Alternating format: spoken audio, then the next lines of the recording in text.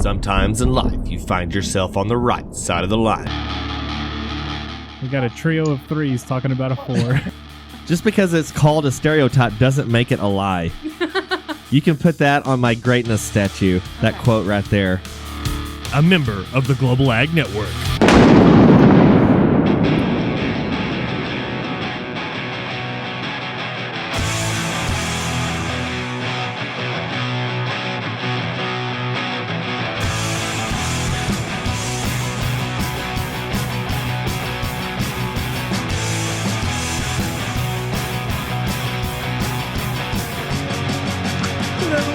To school. But Ma, I want the cheesy poofs.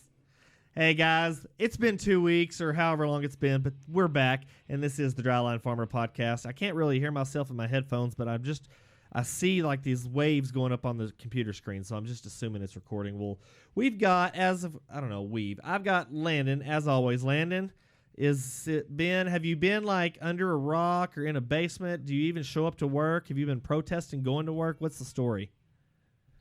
I'm still essential. We're still going to work. Pretty much everything's business as usual. It's business as usual at Cramerica.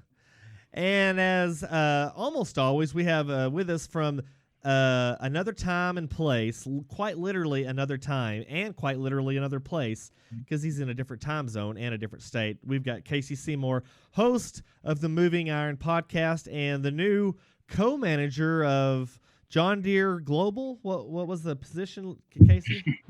I run the store now. So yeah, I'm the location manager. Was it your bright idea to price out that combine at like $800 billion? No, we kept ours is under 800 billion, so it's all right. All right, 800,000. It's in the sevens. 800. It's in the sevens. So.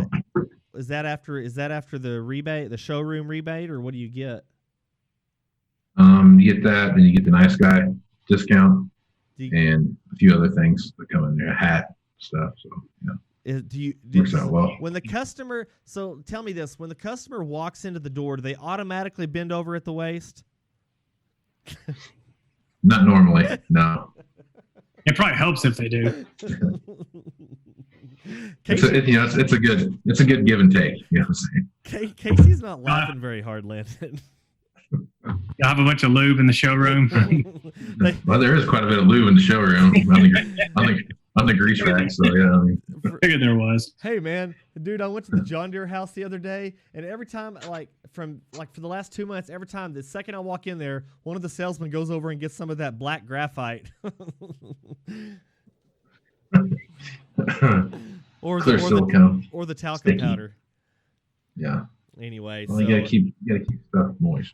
Casey, have y'all moved any X9 combines or whatever magic number y'all call it? No. I mean they just came out with it, so it's so we're 2 weeks into it. So in the Ukraine, do they cost like $50?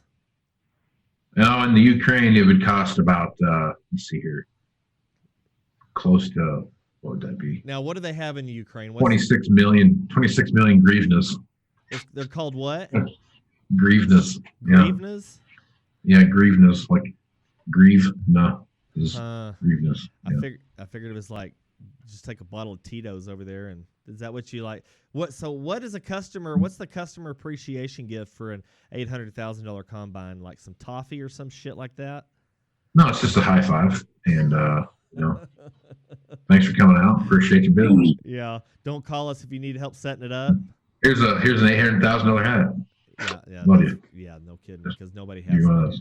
That's better than you realize that costs more than y'all's cotton stripper baler? It's a close second. Yeah, at least the combine can do more than one thing. It can do two things. It can unload. Yeah, it can unload your money from you. You can also take your girlfriend to prom, right, Brent? That's damn right. Shoot you out, man. That's how I get. It's a big combine for sure, man. I'll tell you what, it's an impressive machine. I would sure hope so. Especially, and great time to release it when corn's $3.20, and that's with the even basis.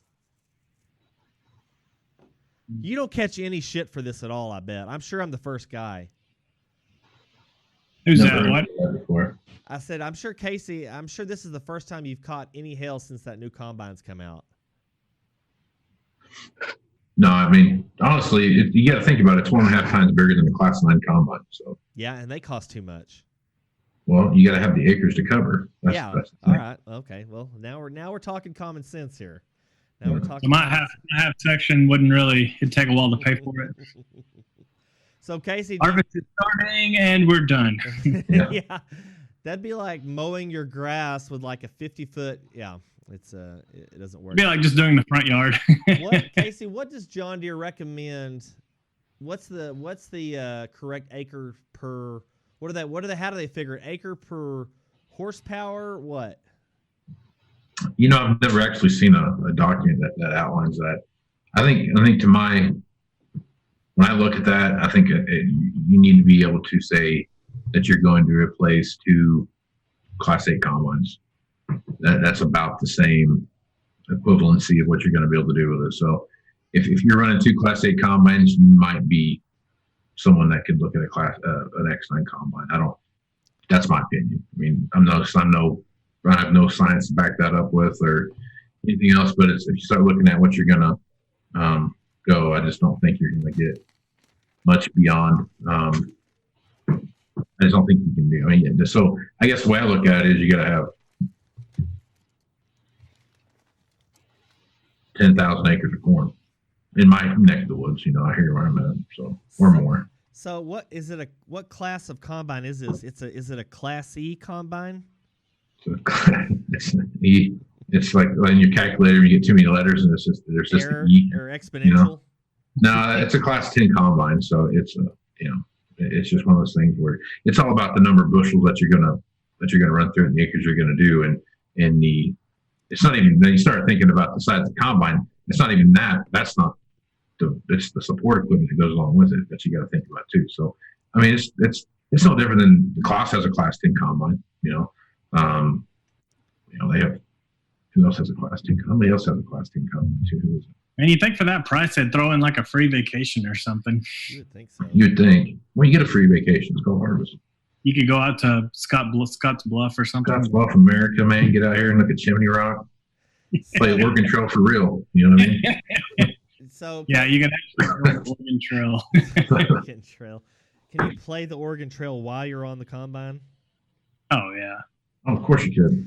So It drives itself, man. You can do whatever you want. okay, so say you have 10,000 acres of corn, and it doesn't rain all summer. Does it still work if you've got 10,000 acres of 100 bushel corn?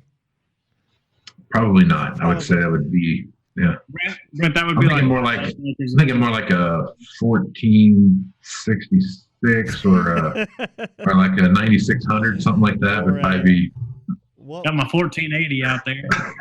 what came out before like what was the three numbered John Deere's before the what was the first 8200 or what was the first? It was 12. Like a 95. Oh no, that's 105. Oh, I think you're getting older than what I remember. What did they use before they had cabs? Well, those were massive. They had sickles. They had actual sickle they used. So It'd probably be the equivalent of one of those cotton strippers that's like underneath your tractor. There's like 2 rows. yeah, they had like 12 horses hooked to a machine the size of a small football field, pulling it through there, and it was combining action. So they call it a combine. So good job. I'm thinking y'all are thinking about times before this started. Thank God. Probably. Yeah. Oh, the behind the scenes. You got to love it. No, my dad, holy crap. I don't know what model it was. I think it was a Massey. No, it wasn't a Massey. It was whatever before that. It didn't have a cab. It was just a platform, and I would have gone anywhere. I wouldn't have survived. I mean, I wouldn't have survived. I would have completely suffocated and then like when they did Milo, of course, Milo's the worst of all. And you cut Milo when it's, 30 degrees outside, and, you cut wheat when it's 110 degrees outside, and just no wonder people didn't live past 47. So, yeah. Bad times. So everybody, if Well, you're you also hauled that same combine on a 2.5 ton truck. Yeah. That was you put your wood planks down and you drove it up on top of the truck. yeah, oh You know. yeah. Now, everybody, if you're just tuning in, this is the Moving Iron Podcast. We are talking with Casey Seymour. He's a guest here on the Moving Iron Podcast, and we're talking the brand new combine coming from John Deere, the X9. It's a Class 47 combine. And so, Casey, now when the combine arrives at the field, do you have to wait for the railroad to build the tracks to the field to be able to support this combine's capacity? No, it's already, you just pull it in on a truck just like everything else. Okay, so now this will require how many grain carts and tractors to keep it from having to wait? Good question. I'm thinking that you're going to need somewhere between 4 and 6 would be my guess. And You're gonna need proximity. You're gonna need at least 2 of those old Big Ten grain carts. Yep. So that was my favorite back in the day when you had the grain cart with the 3-foot long tongue. That was the best. It took you the whole field to turn around, and that's back when we listed. So we still have a 1370 Case tractor. My dad bought it brand new in like 1976 or something like that. And I remember driving that thing, no front wheel assist, it just rear wheel drive, and on a I think it was one of those Big Ten grain carts, and it hauled like, what do they haul? They haul like 400 bushel or something like that. And of course, that's back when corn was making, what was corn making irrigated back then, Landon? 150 bushel. That was a pretty good yield. Yeah, 160 was a pretty big deal. Pretty big deal back then.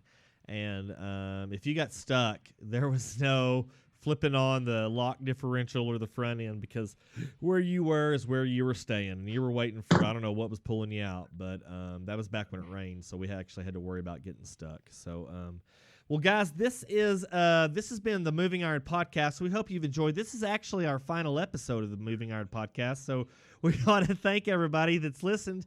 We'll be signing off. We'll also have a tour next week. Casey, do you know where that tour is starting at for the Moving Iron Podcast? At your mom's house. Yeah. Because we haven't heard that before. I actually saw Vince's mom today. You saw my mom? Yeah. Sweet. Where'd you see her? Walmart? She came to the office. That's nice. Oh, paying bills. Yeah, my mom, they still do writing checks out and hand delivered them, and they just will not do the online banking. But you know what? If they do the online banking, then I got to help them. So I guess whatever. At 73 years old, you're going to do what you're going to do. So right.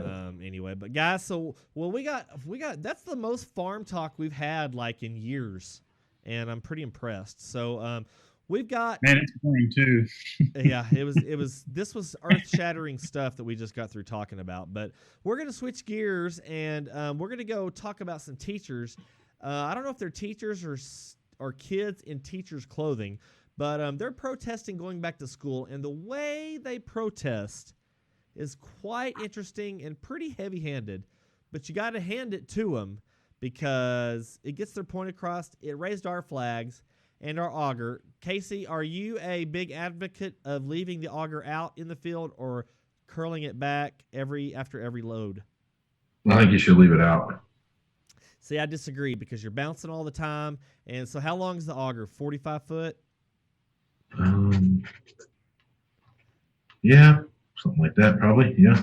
So I don't know what the physics are, but for every foot, and say you leave the auger full because the grain cart got full, how much weight, how much leverage is on the end of that pipe?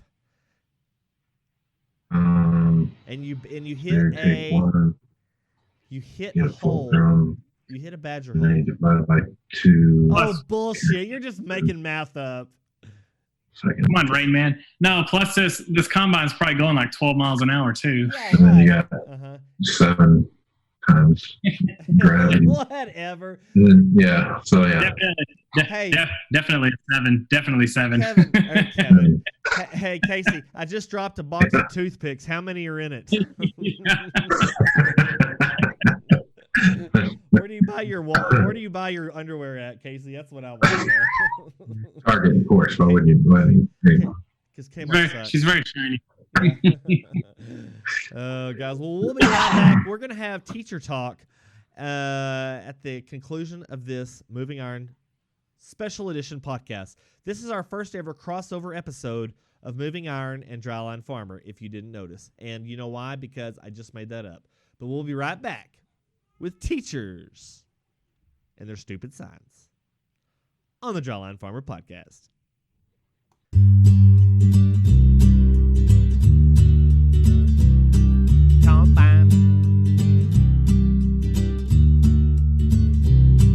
Combine. Hey everybody, here Frank Cup for Jackie Joe Equipment. We've got our new combine out for all you farmers out there that's growing that $3.20 corn, and that's on an even basis. We've got our new $2.4 million combine on only 4 easy payments of $750,000. We know in these hard times, we wanted to make a cost-affordable machine for your operation, so we brought you the Super Machine. This combine will cut 400 acres an hour. It'll only take you 45 minutes to go from one field to the next, and that's only if the fields are adjacent. If you have a field that is across the highway, you will have to call the highway department to get a special permit to be able to get on the highway, because this thing weighs 6.4 million pounds. You heard right. We've downsized this thing to make it more economical for your medium-sized operation of 27,000 to 400,000 acres of $1.50 corn, because you're probably in the Dakotas where the basis sucks something awful. The Super Machine is made for you in mind. We have a seat in the cab now, and we've also got glass. Not just the plexiglass, but the fancy... Oh, wait, I got to get my music going again. Here we go. Oh, man, doesn't that make it sound so much more fun? This combine will do your every need. Now, it only does small grains and corn. It won't do soybeans, because we kind of think soybeans that's so last year. The Super Machine, for your small operation all the way up to farming the moon. I'm Joe Cup, and it was nice to be with Joe Mama last night.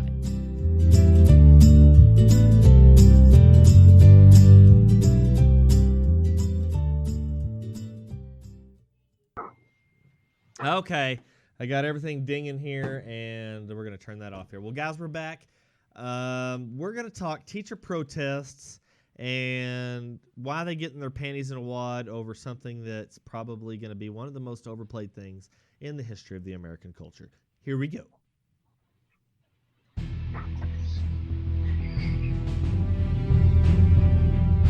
The line must be drawn here, this far, no farther. For all of you who don't know or are not Star Trek nerds, that is Jean-Luc Picard from, let's see, Star Trek. I don't know which movie it was, but it was a decent one, I guess, as those versions go. Well, guys, so we pulled up, or we found and rolled across this story, and this has been a couple weeks ago, back when we were on our hiatus. But these teachers, and before we go any further, teachers protesting, guys, where do y'all think? What city is this in? Anybody? I'm going to go not Scottsbluff. Not Scottsbluff. Not Hereford, Texas. I'm going to go with Portland. I'm going to say Chicago. I'm going to say Chicago, because that's the correct answer. So I'm going with Oh, well, Chicago. you knew the answer already. That's not even cool. So we're on a Vice.com article, and this was back on, August 4th. It's only last week, but so teachers. Brent? Yeah, go ahead. Brent, whatever happened to the good old days when the kids didn't want to go back to school? Yeah. I know. That's what makes Word. the most sense. I tell you what, the movement to homeschooling down our way is rapidly growing. Not our family, but people around us. The homeschool culture is rapidly growing. So Are they getting more like longer dresses? longer It's gone dresses, Yeah. down to the ankles, muted colors. It's gone from 2 to 9. It's gone from Pam to Angela. That's what it's gone to. Doubled. Yeah. It's gone from Crazy Kelly to stupid or mean Angela. But so the headline of this article is teachers are making their own gravestones. Let me pull this back up here. Teachers are making their own gravestones and coffins to protest going back to school. Now, I pretend that I'm like a woodworker kind of. I haven't really made anything in a while. I just built a partition wall in our barn for our cool room for our calves. Didn't you build our podcast table? I built a podcast table, and I mean, it's fair at best, I guess.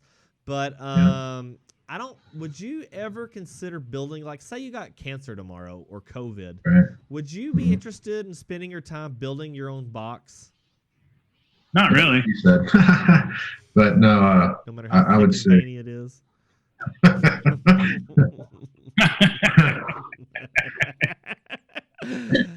Oh, I'm not even going there. But Casey, what's your answer? You would probably like lift as many weights as you could. No, I don't have a tampon in my toolbox, so I don't know if I could build it. Would you so if you were going to lift weights, say that was your bucket list, would you like go get the left rotor out of that combine and like try to bench it or squat it or something? No, because entirely too big. I'm too old to do that kind of shit. Okay, so I think There's two of them, for Christ's sake. Yeah. So no, I wouldn't make my own coffin. I would not make anything that I'm gonna spend the rest of my body the rest of eternity in. So anyway, they bring their own gravestones and coffins, which I'm pretty sure these gravestones are not real because they're pretty heavy.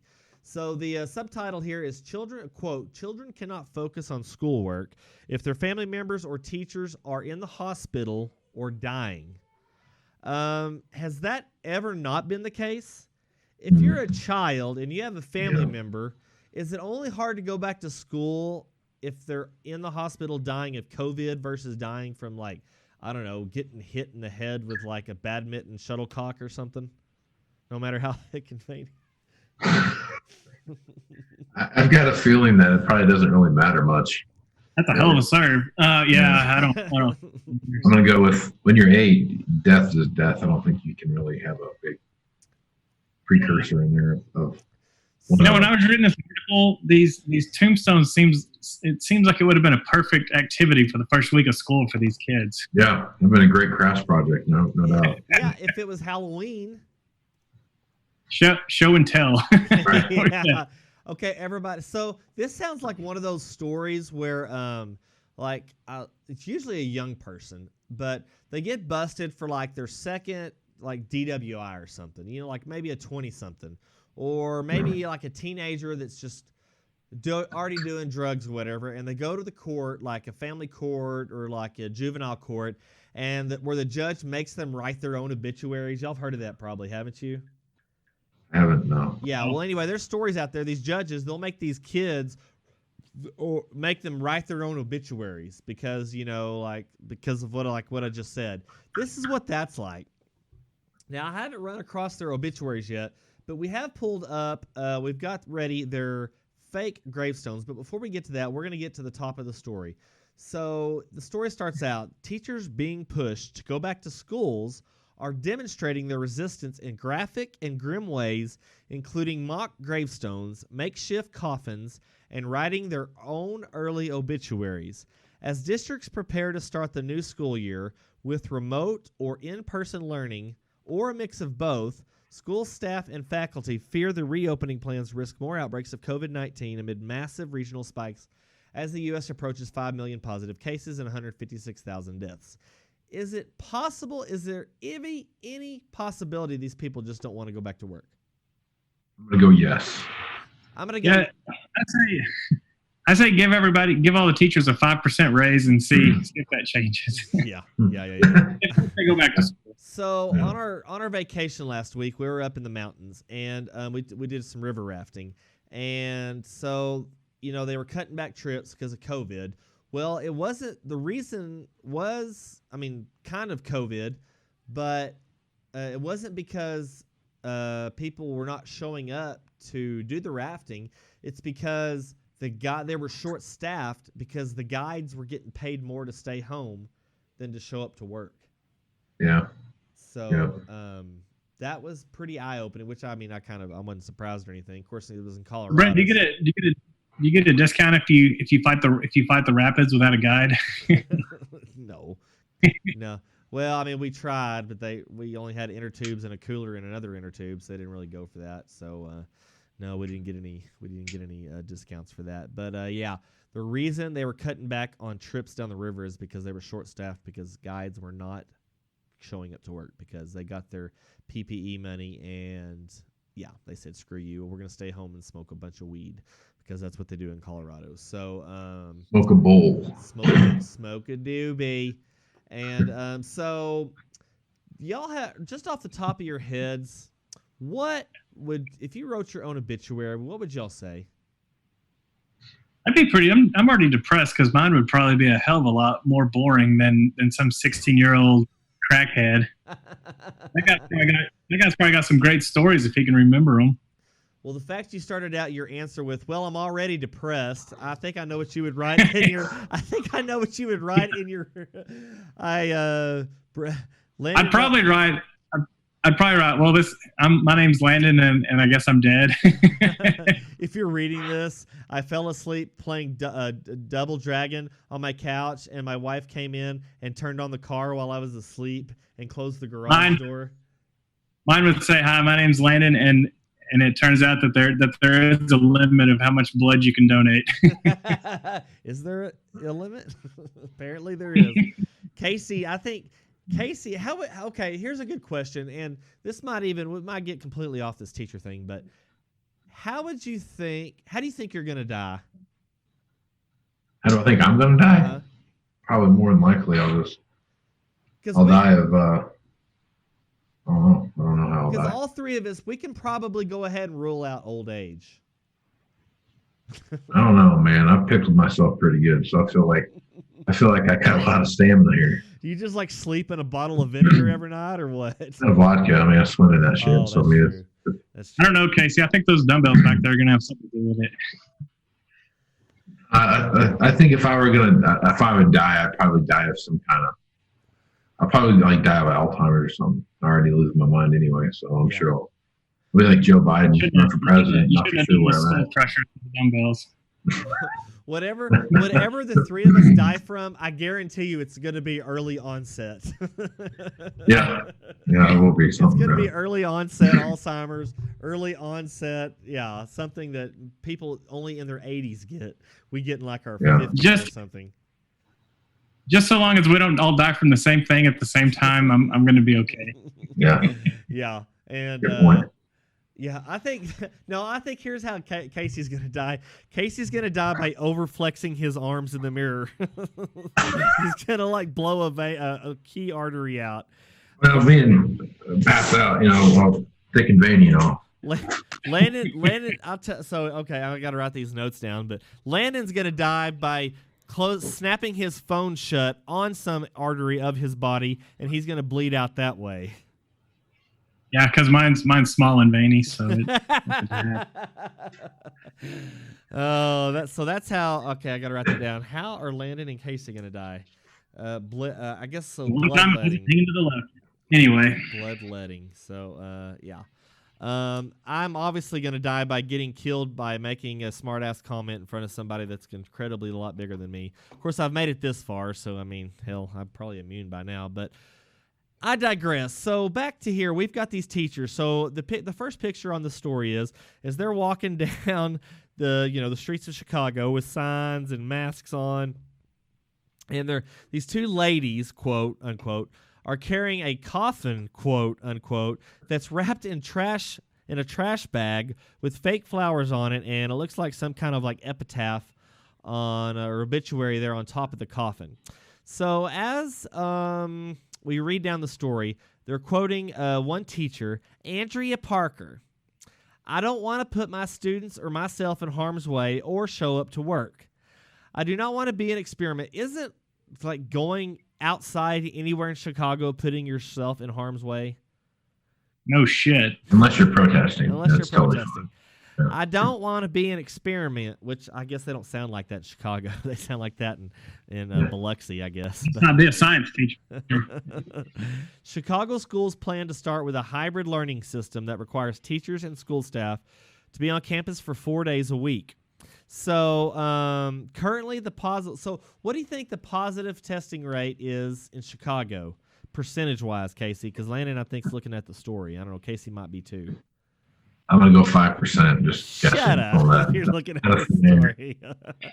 So they have a 5% positivity rate, and so what do you think the positivity rate of, say, like the drip is in Chicago? Oh, it's a solid 25 to 30%. I would say. I mean, because they're next to a body of water, and the Navy's got. I mean, Yeah. I know it's an interior lake and everything, but I mean, if there's a Navy ship anywhere close, the drip's got to be nearby. I would agree. I think you have a solid case of bacterial infection running through there Because quite what's well. I don't know what like to say for college. Like, what's the positivity rate for like bacterial meningitis? Because over the last few years, they've had these commercials say you need to get your college kid vaccinated for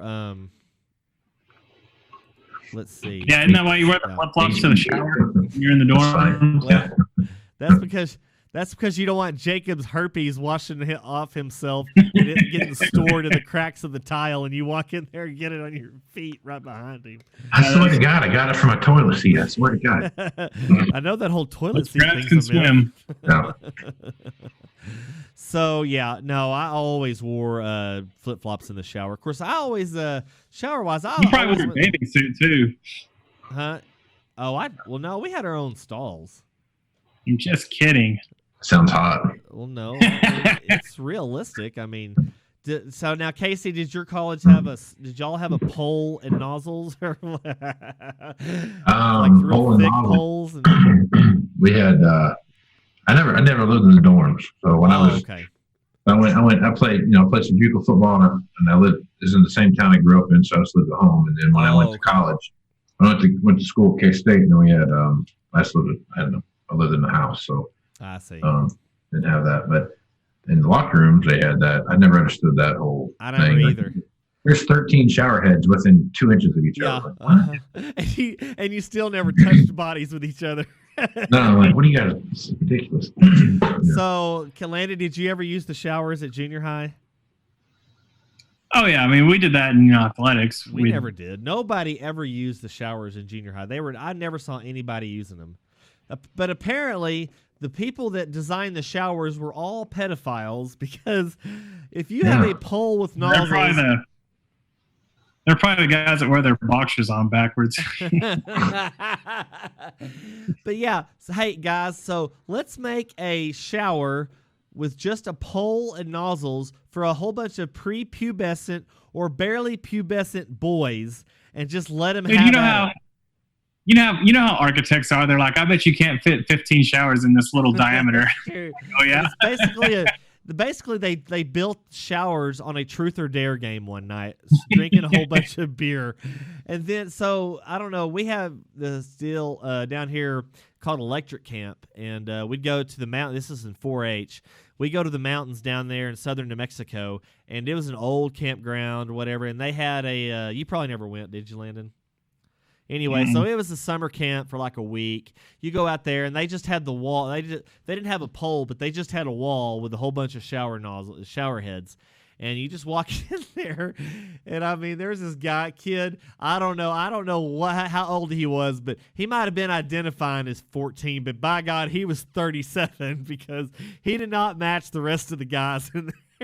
And like, not even looking like below his belly button, like just from like, this guy had a beard longer than all of the county agents that were there, and it was pretty freaky. But I don't know. I think we're might be passing over this teacher story, but yeah, shower heads, and of course, obviously, when you make a toilet stall, nobody needs a door. Why would you need a door? Because everybody, I don't know if it's to vent or like, I don't. Do farts rise or do they sink? Hot air rises, Brent. Okay. Right. I mean, it's not necessary. I mean, it's warm, but it's kind of like it's I mean, it is. Let's be honest. It is stagnant air. Well, you also got to remember that contract was won by the lowest bidder, so I'm sure I want to see doors out. That's They won't true. win. I guarantee you, Elon Musk's SpaceX bathrooms have doors on them. So the reason I bring that up is because everybody just saw that SpaceX, they put a space capsule up into the orbit, and then they just splashed down here a couple days ago. But so they did a study in Congress a few years ago that said, well, it's going to take 12 years and $12 billion to do this. Elon Musk did it in like less than 2 years and under $1 billion. And, nothing blew up. So that was pretty good. So it just goes to show you that that government pretty much sucks. That private industry wins every time. Pretty much every time, unless the government comes in there and like. So I just saw. Speaking of Tesla and Elon Musk, I noticed they're doing a 5-for-1 split. So that's pretty cool.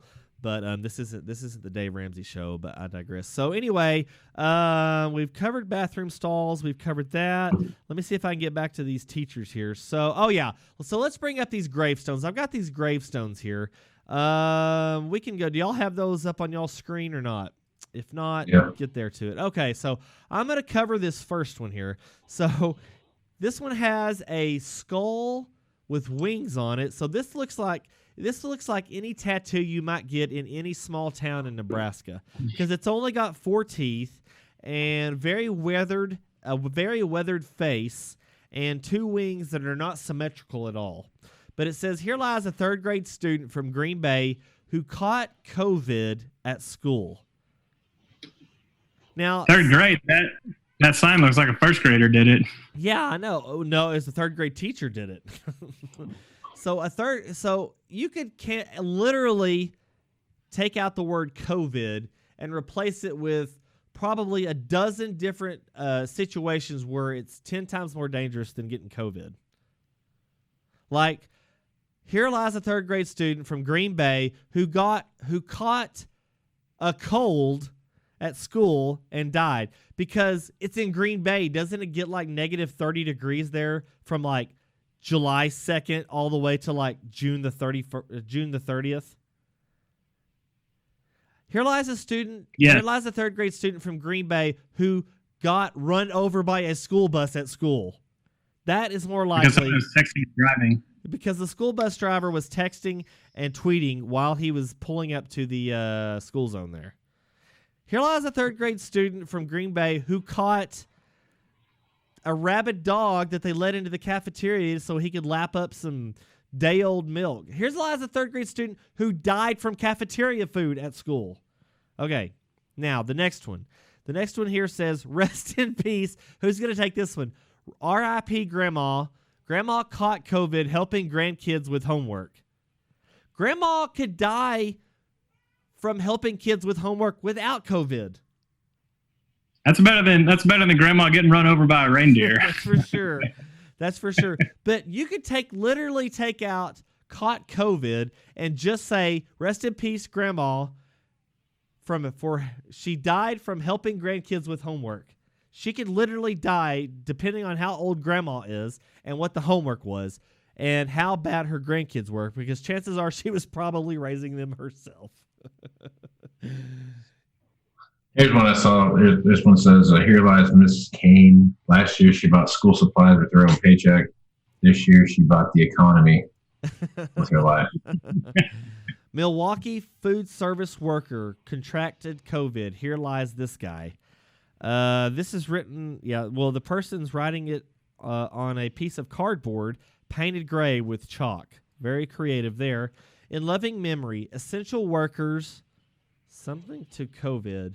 I don't know who the person is, but she's covered in tattoos, and she's got misspelled words on it. So it's an angel holding a heart, not a harp, but a heart, and it's got 2 feet that are pointed in opposite directions, and it's got a halo, but the face of a devil. So there you go. And he's got French cuff shirt there, and he's got cufflinks. So that's really great there. Here's one that says, here lies the English language. And then just you don't have my next is my favorite. It says Milwaukee's food service worker, and they just cut it off because it's not a teacher.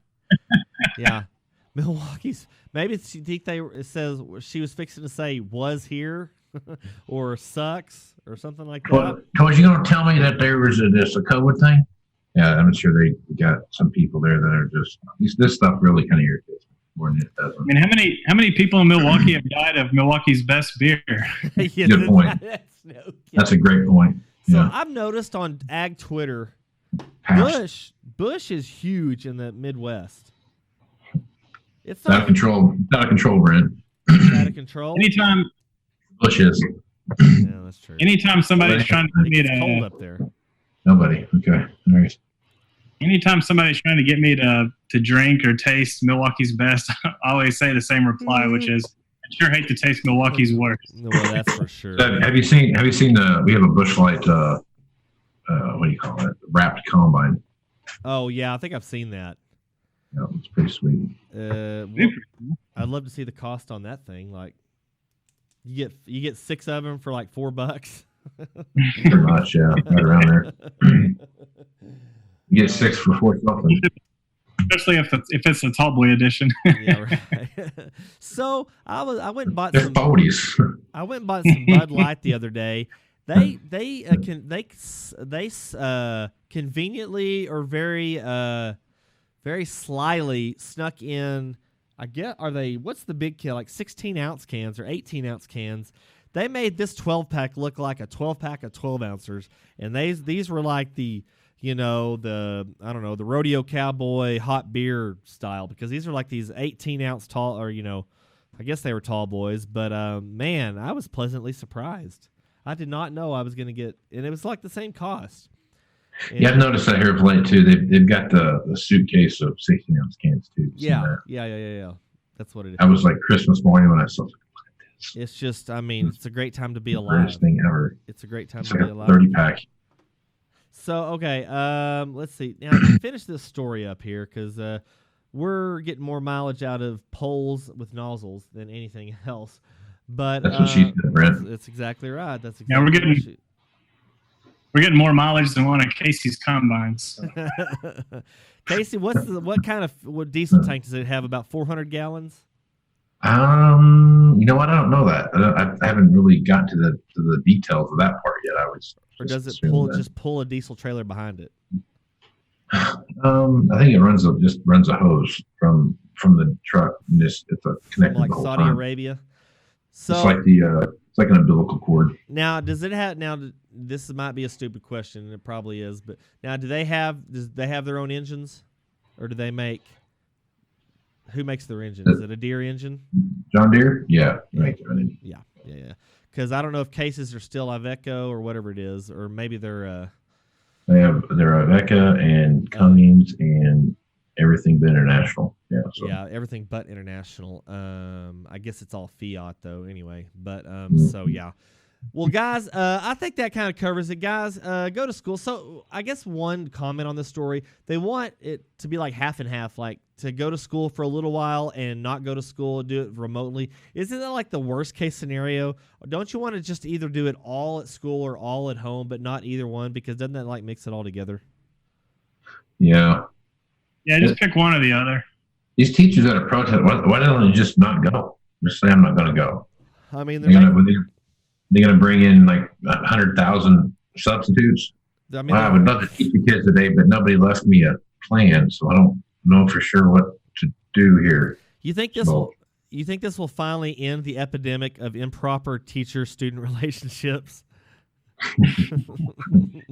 Hell no, they're going to do it really private then. Yeah, I mean I guess that's true because everybody's wearing masks, so I guess that everybody Yeah. will be incognito. Well, with his mask on, he looked like a 37-year-old doctor. I could have swore to God she was 18. I could have swore she was. Those are the little boys that really want to go to school. Yeah. Yeah. How did you get COVID? Was that South Park episode where that's going on and they're like, nice. Nice. Yeah. Hooking up with the teacher, that will be the least of anybody's worries at that point, because yeah, it's a crazy world out there. Well, guys, we're going to get out of here. I think we've covered all kinds of things that I had no intentions of covering, and that's what makes a better episode. So, Casey, if people want to find you, I can't imagine why, but if they were to want to find your podcast, and where would they go about doing that? You can find my podcast on anywhere that you can find a podcast. And I think I've got it on about 15 or 16 different sites now, so I'm fairly sure that if you're looking for it, you can find it on one of those. iTunes, Google Play, the big ones as well. Also, check me out on the Global Ag Network with the rest of these yahoos over here. You can find me there, and also check me out on Facebook, Twitter, and Instagram at Moving Iron LLC and movingironllc.com, and send me an email at movingironpodcast@movingironpodcast.com. You can also find him on the latest social media platform, Thick and Veiny. Thick and veiny and hanging to the left. I would tell you to check out my TikTok, but it sounds like it's got banned, so I don't know how for sure that's going to work. Yeah, I haven't. The thing about TikTok I hate is because every time I click on it, they have like the music blasting like 1,000 decibels, and it scares the hell out of me, to be honest with you. So, so find Casey on all of those great platforms he talked about. We're also all over social media, Twitter. I'm kind of on Instagram. I forget I have it most of the time, but you can follow me at Trader Brent. I'll tweet this thing out, and Landon, he'll tweet his out on what is it, Landon? No Twit Landon 44. So find Landon there at No Twit Landon 44, and obviously, of course, the Global Ag Network. So, guys, we're going to try to get a little bit more in the routine here of getting this thing out. We've been busy, been crazy, been everywhere, and doing stock shows and a little vacation and all such things related to that. So, guys, until next time, y'all stay safe. Casey, that was a hell of a storm that went through the Midwest. Did you see that? Derecho? Yeah. Yeah, that was. I watched that. There's like 11 billion acres of corn that got messed up, I guess. So I'm not for sure. Too bad they already. You can tell because the market went up 1 penny. Yeah. Too bad the crop report was probably already finished on Friday. Yeah. Yeah. Yeah, it's a mess. It's pretty. Yeah, we had a solid storm come by yesterday on one place, and it was hail. It blew pretty hard, but it was. That's what she said. That's exactly Right. what she said. So, yeah, it was pretty good. So, fortunately, we have insurance like most every farmer in the country has insurance. If they don't, time to take a risk management class. So, guys, we hope y'all do all right up there and get some good insurance claims and move on to next year. And until next time, y'all be safe, y'all be cool, and we'll ask you, everybody except Casey, what side of the line are you on? You can try all you want, Casey. I've got you muted.